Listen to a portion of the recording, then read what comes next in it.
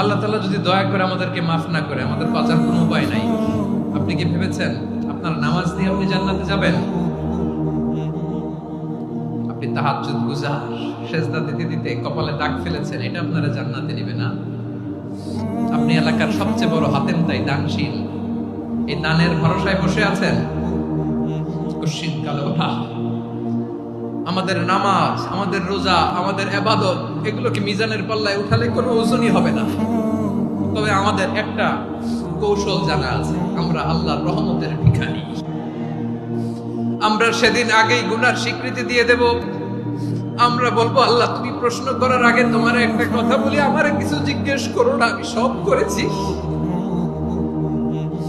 এমন কোন পাপ নাই যে পাপ আমারে দিয়ে হয় নাই। তোমার রহমত দিয়ে তুমি জান্নাতে পাঠাবা, তোমার দয়ায় জান্নাতে যেতে চাই, আমল দিয়ে না। পারবেন বলতে?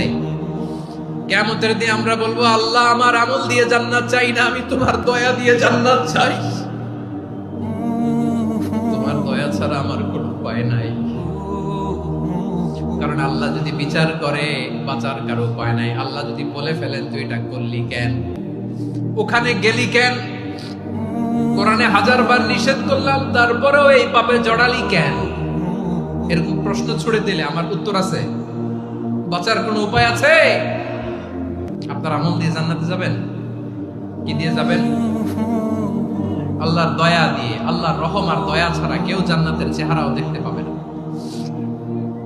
আমার প্রিয় ভাইরা, এই দোয়া আল্লাহর কাছে পছন্দনীয় হওয়ার কারণ তিনটা। দোয়ার প্রথম অংশে আছে তাওহীদ, আল্লাহর একত্ববাদের ঘোষণা।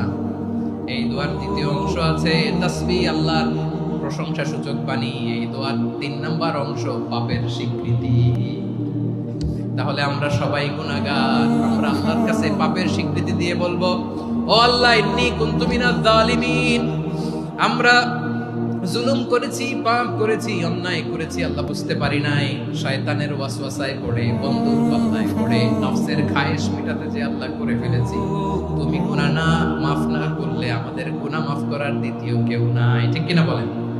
এভাবে অনুতপ্ত হয়ে যদি আল্লাহর কাছে দোয়া করেন, দেয়ালে পিঠ থেকে গেছে, কোনো রাস্তা নাই বের হওয়ার, ওই মুহূর্তেও আপনাকে বিপদ থেকে উদ্ধার করবে কে?